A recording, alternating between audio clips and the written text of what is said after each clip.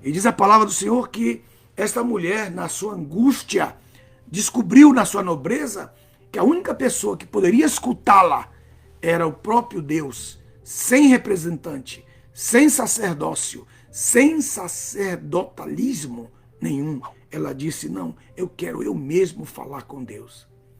O seu trato com Deus, muito especial, porque ela percebeu nesse grande segredo que nós precisamos ter também, que as grandes mães, as mulheres nobres descobriram e sempre descobrem, é que ela percebeu que não havia profeta em Israel.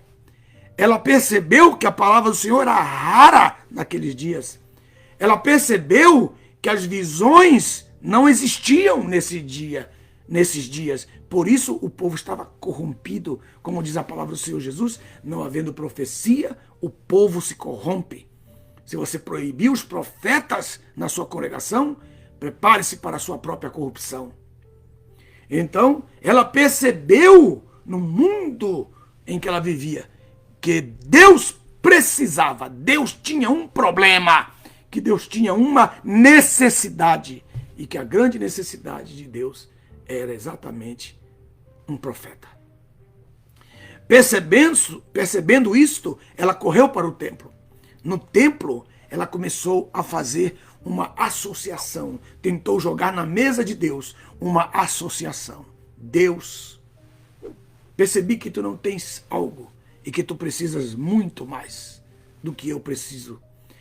Eu percebi que tu não tens um profeta. Eu percebi que tu precisa de uma voz, e essa voz precisa ser a voz de um profeta. Tu necessitas de algo, Deus. Por isso eu vim aqui dizer para você, o meu ventre não funciona. Eu sou estéril. Não posso ter filhos. Mas que tal se nós combinarmos entre tu e eu? Que tal se nós combinarmos entre nós dois, fazemos uma associação? Eu te dou o profeta e tu me dás um filho. Tu me dás um filho e eu te dou um profeta. Quando nós começamos a perceber que no reino de Deus as suas necessidades podem ser supridas pela a nossa vontade de servir a Deus, então você considere-se um sócio de Deus no seu propósito, no seu programa, na sua história, e você saiba que você vai entrar na história como Raabe entrou, como Tamar entrou, como Joquebede entrou, como Betseba entrou, como Maria entrou, e como as mulheres que não tinham absolutamente nada, nenhuma posição, nenhuma condição que as fizesse resplandecer a fim de que as pessoas a tomassem em conta, mas elas tomaram uma atitude pela sua própria nobreza. Eu rogo a Deus que vocês possam compreender neste momento esta palavra, porque na condição que Ana estava, era suficiente para que ela perdesse a paciência, para que ela perdesse a sua graça, para que ela perdesse a sua oportunidade e jogasse por terra todo o preparo que ela havia tido durante toda a sua vida. Aquele era o momento. Deus, vamos negociar. Vamos entrar em acordo. Tu precisas de um profeta e eu preciso de um filho. Nós dois juntos, saiba, meu ventre, a matriz é estéril. O útero é estéril. Não posso por mim mesmo. Mas o Senhor cura a minha matriz e eu então te darei um profeta. Vamos fazer. A capacidade dessa mulher é sobrenatural. E todos sabem o que aconteceu. Ela teve um filho. Ela teve um filho. E ela entregou o seu filho já no versículo 11. Essa palavra você conhece. Agora, algo importante quando ela teve um filho, porque ela passou a lutar contra as circunstâncias externas. Não pense que quando Deus fizer uma promessa para você, a promessa vai acontecer imediatamente. Toda vez que Deus fizer uma promessa, virá a prova. Abraão, serás uma grande bênção, serás próspero, pai de nações, todas as famílias da terra serão abençoadas. Ah, Senhor, já estou pronto para o cumprimento. Não, virá fome. A fome veio no verso 10 do capítulo 12, depois da promessa. Então ele foi provado, foi tentado, caiu na tentação e foi para o Egito. Lá ele negociou Sara. O seu egoísmo foi tão grande, essa foi a sua primeira ferida que ele fez no coração de Sara. E essa ferida nunca foi curada. Dali ele trouxe aquela pequena Agar, que é o fruto das grandes contendas que Israel tem com os seus primos, né? Os árabes, até o dia de hoje. Nesse momento, eu queria que vocês prestassem atenção porque eu vou falar, porque é muito importante. Ela entra e fala, ela é mal vista, ela é tida como bêbada, no verso 15, e ela tem que responder, porque no verso 14, o próprio profeta, o próprio sacerdote, o próprio líder, disse, até quando estarás bêbada? Afasta-te de ti o vinho.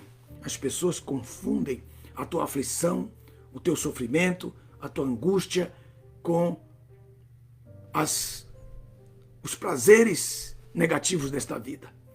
Então não importa se as pessoas... Veja bem, isso é um grande segredo. Você como mãe, como mulher, quantas vezes você foi tida como bêbada nas suas orações, nos seus propósitos, nos seus projetos, pelos seus próprios líderes, pelos seus próprios maridos, pelo seu próprio marido, pelos seus próprios parentes, até mesmo pelos seus próprios filhos.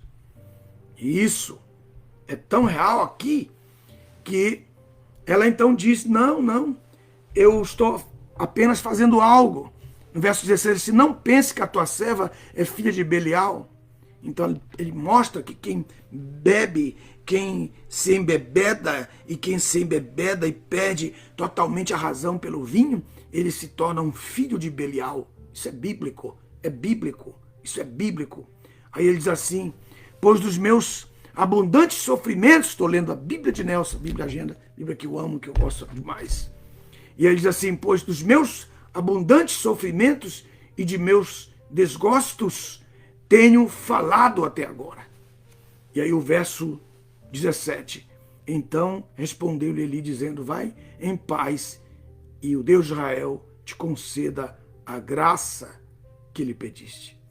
E ela disse, que a tua serva ache graça diante dos teus olhos. E assim a mulher seguiu seu caminho, comeu e o seu semblante deixou de estar triste. Ela teve paz e confiança. Você mãe que está me ouvindo, você pai que está perto da mãe que está me ouvindo.